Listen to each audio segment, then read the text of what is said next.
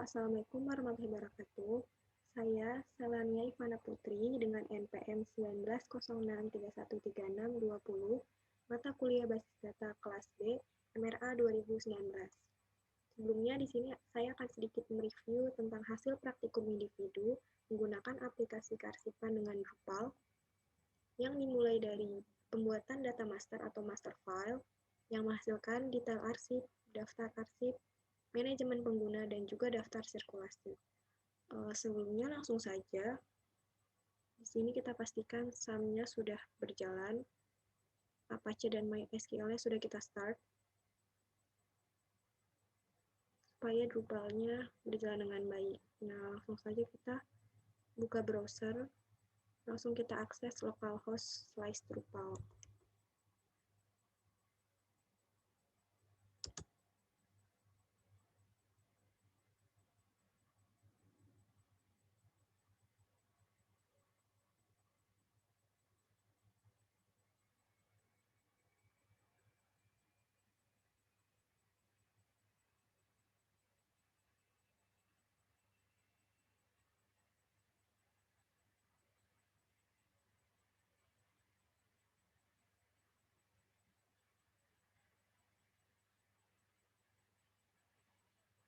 Sebelumnya ingin memberitahu juga karena ini template Drupal-nya, tema Drupal udah diganti, bukan batik lagi, tapi jadi bootstrap, jadi maka butuh beberapa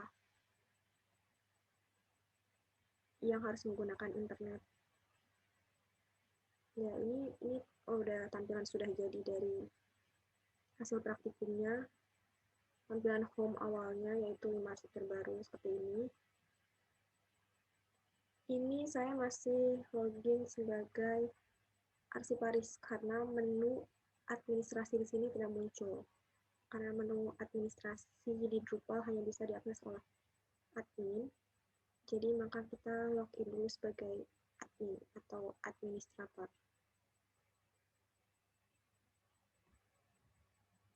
Kita login dulu.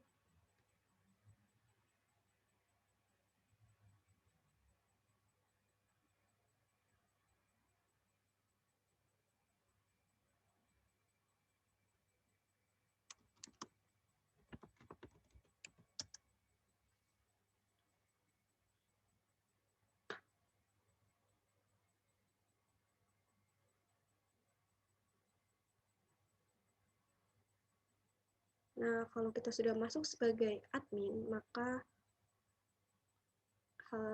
menu administrasi Drupal ini sudah muncul. Tuh. Terus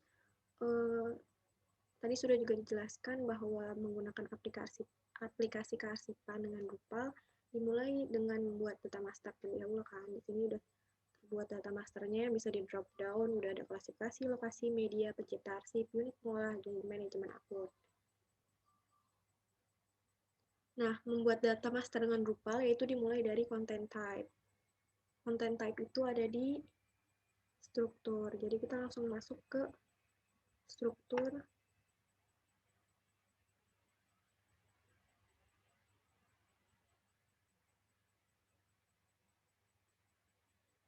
Nah, di sini ada content type. Sebelumnya membuat data, kan kita akan membuat data klasifikasi ini nantinya akan digabungkan dengan content type. Hanya kita harus membuat content type juga. Terus nanti bakal di-input data arsipnya. Itu seperti ada nomor arsip, tanggal latensi, pencipta arsip, unit pengolah, dan lain-lainnya. Itu nanti kita bisa lihat tampilannya. Nanti itu tersedia di form arsipnya untuk input. Nanti bakal terhubung dengan kode klasifikasi dan lain-lainnya.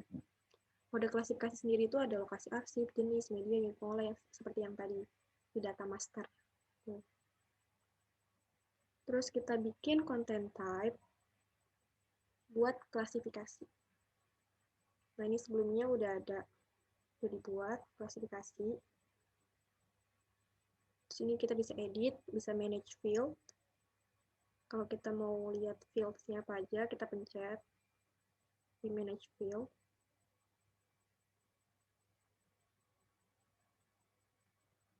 Sebelumnya kalau mau membuat content type baru itu kita bisa langsung ke struktur, content type, Kalau misalkan mau baru belum buat dari awal itu bisa add content type.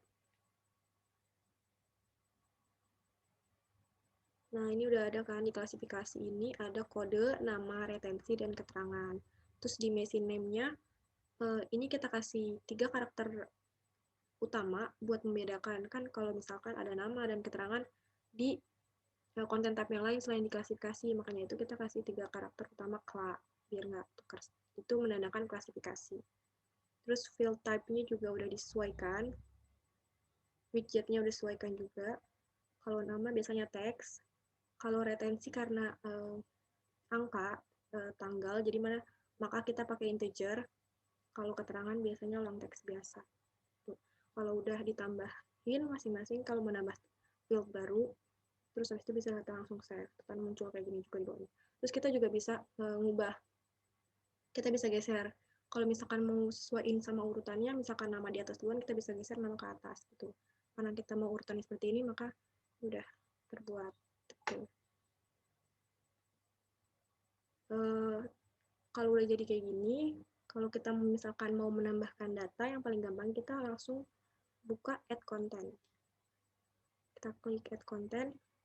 Ini untuk menambahkan data baru, kita bisa langsung buka klasifikasi, karena tadi content type klasifikasi sudah terbentuk. Nah, ini kita bisa banget langsung masukin kodenya, misalkan kode aslinya apa, namanya apa. Terus kalau udah kita masukin semua, dan kita pencet save. Itu cara yang paling mudahnya. Terus atau bisa juga langsung dari tampilan di sini nanti. Karena ini sudah terbentuk semua, maka bisa langsung kita entry dari sini, dari baru. Jadi bisa dari add content. Kalau belum muncul tampilan seperti ini, karena kita awal banget kalau belum dibuat tampilannya, maka kita bisa langsung add content. Tapi kalau udah jadi tampilan seperti ini, bisa kita langsung entry klasifikasi baru. Langsung di sini, ntar juga langsung dilarikan ke sini. Munculnya ke sini juga. Gitu. Terus gimana sih caranya membuat halaman seperti ini? Jadi bisa home, arsip, sirkulasi, data master, semuanya bisa diklik, muncul halaman kayak gini. Jadi kita nggak perlu ke add content lagi. Jadi itu ada di Drupal kita butuh modul tambahan yang biasa kita akses di Drupal org /project modul yang kita butuhin apa. Karena kita butuh modul views, jadi kita download modul views biasanya di tadi. Di website yang tadi. Tapi ini udah beberapa modul yang udah di download, itu kita bisa buka, bisa taruh di, kita copy paste dari download ke SAM, htdocs, Drupal punya kita, terus sites, all, modules. Nah, ini disarankan buat modul folder baru lagi supaya bisa mengetahui kita apa saja modul yang sudah kita download dari website Drupal. Ini ada konsep 1. Nah, ini hasil downloadan dari Drupal org project ini sesuai modul yang kita butuhin. Nah, ini hasilnya udah diekstraknya. Bentuknya kayak gini. Setelah itu, gampang banget kalau kita mau ngaktifin modul-modul yang kita udah download. Itu kita langsung buka aja ke modules.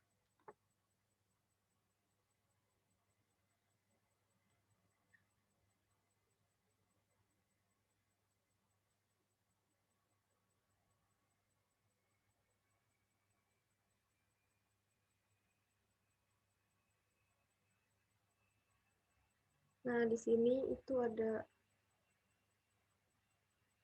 kan tadi kita udah kayak beberapa modul tambahan udah kita download. Kita bisa centang, kalau mau mengaktifkan kita langsung centang aja, habis itu di paling bawah kita langsung save. Nanti itu otomatis ditunggu proses loadingnya, itu langsung udah.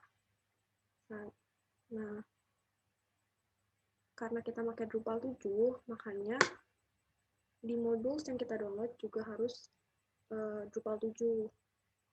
Dan juga kalau untuk di sini Windows, jadi mungkin lebih enak pakai zip supaya ekstraknya lebih mudah juga.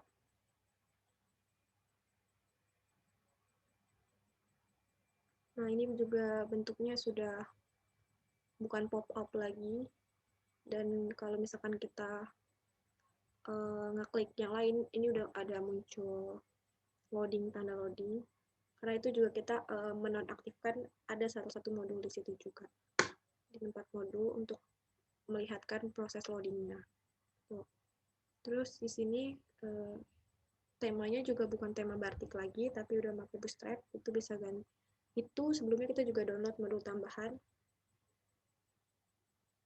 Kalau kita sudah mengaktifkannya, kita bisa lihat di Appearance. Nah, di sini ada temanya, ini udah dipakai Bootstrap. Kita bisa lihat settingannya.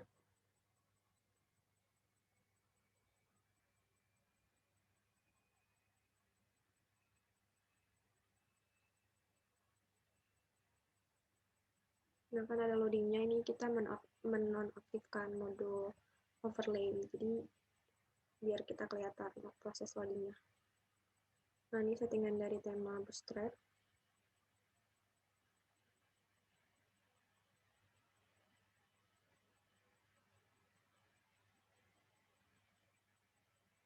Nah, kan tadi kita udah buat content type klasifikasi. Terus, maka selanjutnya yaitu membuat halaman administrasi data klasifikasinya. Nah, tadi kan kita udah download beberapa modul. Nah, ya, sebenarnya membuat halaman itu membutuhkan modul views. Karena sudah ada, views itu ada di struktur. Nah, ini kalau kita udah mengaktifkan modul views, langsung muncul di sini views. Kita klik aja views. Jadi views biasanya untuk menampilkan data tanpa coding, jadi lebih mudah. Nah, di sini udah ada daftar arsip, daftar jenis media, klasifikasi, lokasi, sirkulasi, data arsip, daftar klasifikasi, halaman depan, dan juga manajemen akun pengguna yang sudah dibuat semuanya. Jadi makanya kenapa tadi di home semuanya udah bisa ditampilkan semua, karena kita udah membuat viewsnya masing-masing. Nah, kalau misalkan mau mengedit atau melihatnya, bisa langsung kita edit. Misalkan di daftar arsip ya, kita edit.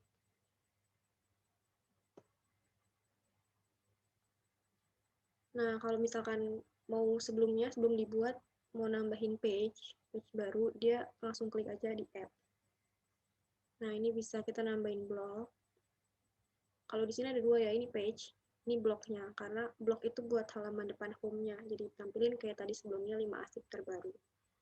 Di sini kita bisa ubah sesuai sama yang kita mau. Ini bisa title-nya bisa diganti, formatnya kita maunya kan table. Terus fields-nya kalau mau add tinggal add di sini. Itu ada banyak, bisa kita cari di sini langsung. Itu kalau mau add fields, kita juga bisa klik di sini kalau mau edit untuk title-nya, tanggal penciptaan, kode klasifikasi, dan lain-lainnya.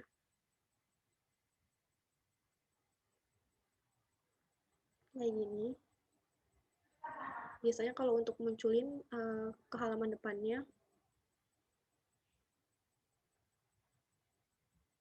tuh ini bisa kita edit sendiri. Terus habis itu kita ada header juga. Di sini headernya kita pakai buat global text area. Di sini kita pakai use replacement token. Di sini rewrite labelnya kosong, dan di sini juga ada full HTML. Terus di sini kita pakai sedikit codingan buat ngasilin kotak buat entry arsip baru. Itu biasanya kita ngasilin pakai bordernya kita pakai codingan bantuan dari CSS border. Bisa di browser sendiri.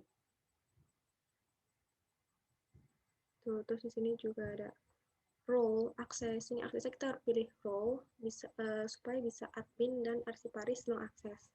Jadi kita klik multiple roles. Ini caranya gampang banget, tinggal di role, pencet role, abis itu ntar muncul administrator dan arsiparis gitu. Terus di sini juga ada menu advance.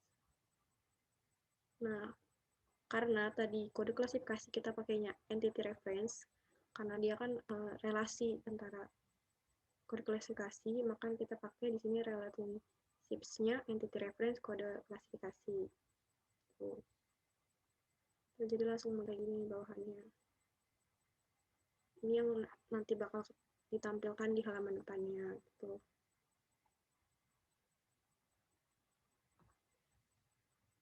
Terus sama juga kayak yang tadi halaman-halaman ini pakai views juga, ini bisa diedit masing-masing, bisa disesuaikan.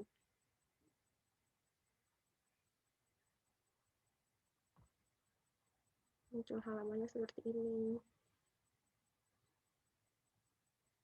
Ini halaman home-nya. Ini halaman daftar arsipnya. Bisa langsung entry di sini. Bisa langsung cari di sini, pencarian. Dan juga ini bisa langsung edit view di sini. Jadi kita nggak perlu masuk ke struktur views dan kita cari, tapi bisa langsung kita edit masing-masing di sini kalau kita login sebagai administrator atau itu. Ini sirkulasi juga bisa langsung di entry di sini. Data master untuk klasifikasi sama kayak yang lainnya. Terus ada manajemen akun.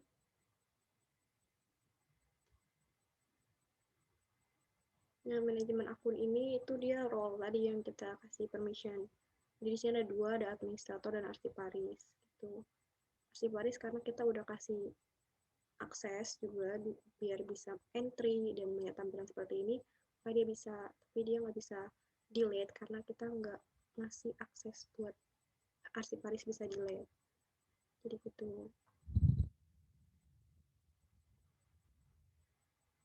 Terus di sini tadi juga ada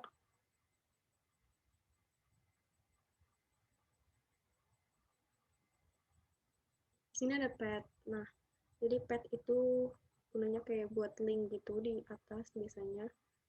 Jadi kalau kita ngetik ini langsung muncul gitu linknya kayak gitu.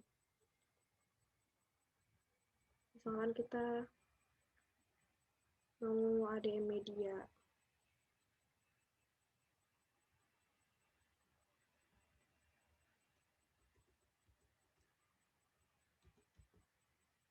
nah ini,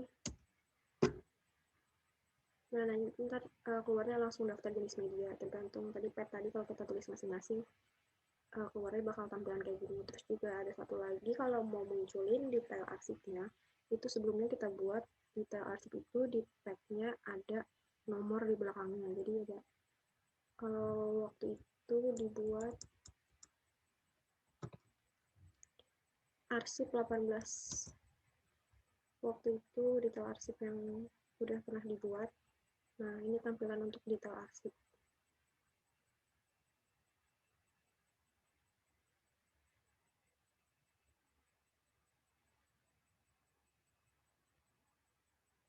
Nah, bisa banget ini kita langsung edit juga data arsipnya di sini.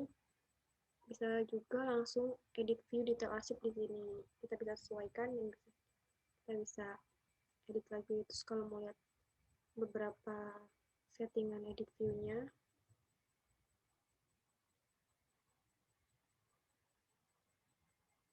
nah ini detail data arsip.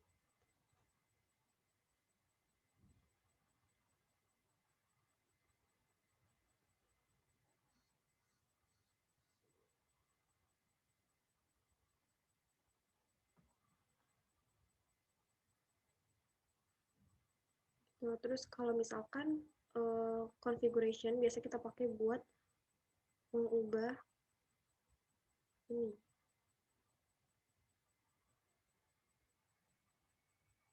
rules workflow. Jadi biasanya kita setelah input data hasilnya keluarnya ya data itu aja. Tapi kalau kita misalkan pakai configuration terus kita atur rules-nya, ini kayak gini, beberapa udah kita atur nih, jadi dia langsung dilarikan ke halaman yang kita mau. Jadi nggak muncul datanya, tapi langsung datanya itu langsung dilarikan ke halaman yang kita mau itu. Nggak, ini tinggal di add new rule kalau kita mau buat tools baru. Terus kalau mau change people permission ada di sini, menu administrasi people. Ini kan kita ada dua nih, arsiparis dan administrator. Terus give permissions. Ini yang tadi, yang permissions ini buat ngatur. Dia bisa edit atau delete, dia bisa menambahkan atau enggak gitu. Kita hanya memberi permission arsiparis, hanya bisa entry, edit, tapi tidak bisa delete. Dari people.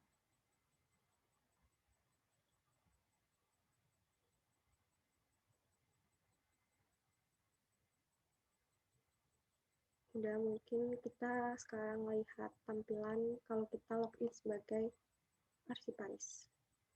Ini kita log off dulu.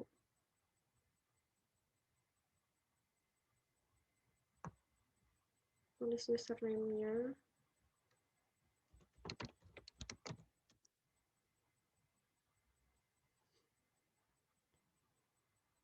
Nah, ini kita udah masuk sebagai akun arsiparis. Jadi cukup terlihat sama sebenarnya, cuman perbedaan yang paling gampang itu adalah tidak ada menu administrasi di sini, administrasi Drupal. Nah, sebenarnya tampilan yang lainnya sama karena kita mengizinkan role permission people-nya, arsiparis bisa juga melihat, bisa entry, bisa edit, tapi tidak bisa delete kan. Seperti kayak gini, di sini nggak ada tulisan delete karena kita nggak mengizinkan role arsiparis untuk mendelete.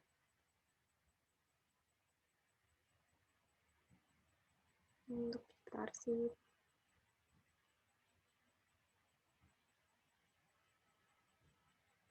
untuk edit, mungkin kita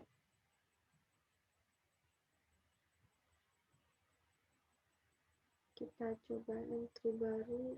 Tadi udah ada teks,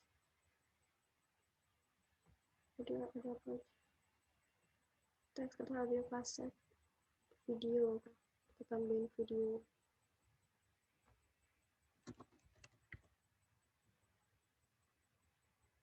Nah, langsung kita save, bisa entry langsung dari situ. Kalau kita masuk sebagai role arsiparis,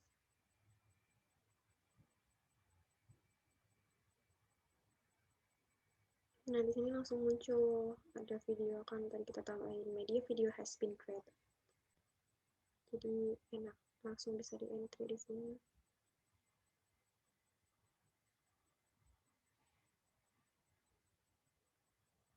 Nama lokasi, kalau mau entry juga langsung, kalau mau nyari bisa langsung di sini pencarian.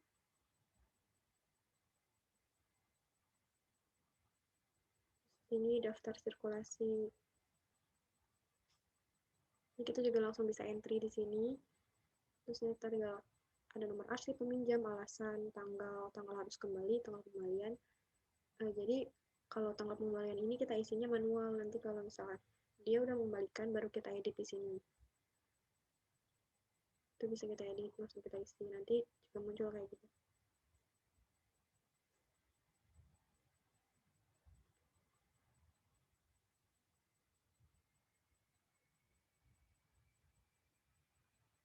Nah, ini langsung kita isi di sini untuk start save juga gitu.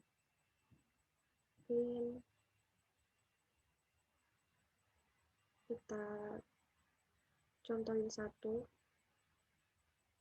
Kita entry sirkulasi baru di sini.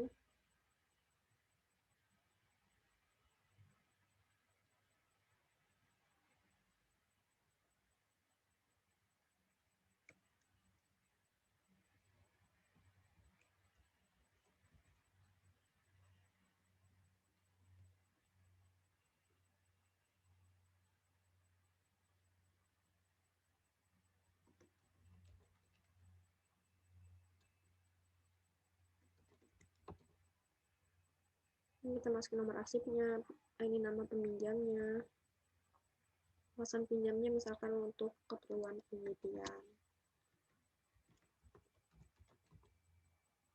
atau yang lainnya, itu opsional bisa dimasukin sesuai dengan alasannya. Terus habis itu di sini ada 2 tanggal, yaitu tanggal harus kembali dan ini tanggal pengembaliannya. Tanggal harus kembalinya misalkan misalnya arsip paling 5-7 hari. Misalkan ini tanggal harus kembalinya 30 Desember. Nah, ini tanggal pengembalian kan pasti belum tahu kan, kita nggak mungkin kita isi dulu kan kalau misalkan peminjam arsip belum mengembalikan arsipnya. Jadi ini bisa kita save.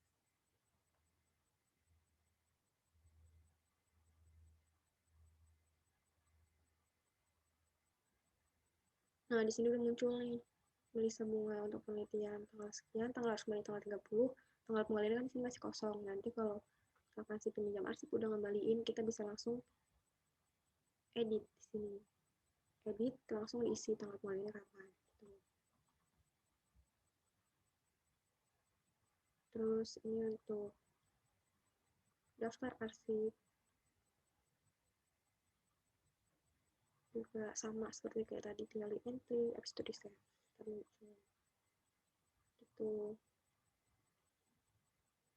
Kita logout dulu, kita balik ke administrator.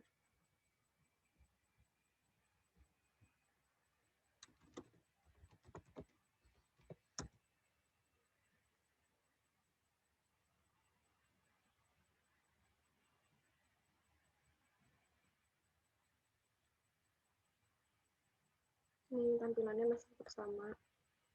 Nah, jadi mungkin cukup sekian review aplikasi kearsipan dengan Drupal yang telah saya praktikkan sesuai dengan video pembelajaran yang telah diberikan dosen pengampu. Cukup sampai di sini, kurang lebihnya mohon maaf. Wassalamualaikum warahmatullahi wabarakatuh. Untuk video tutorial pengerjaan lengkapnya sudah diunggah di YouTube. Bisa dilihat di YouTube Selania Ivana Putri. Situ sudah ada pengerjaan data master atau master file dari awal sampai akhir, rinciannya, dan juga pembuatan daftar arsip serta daftar sirkulasi. Terima kasih.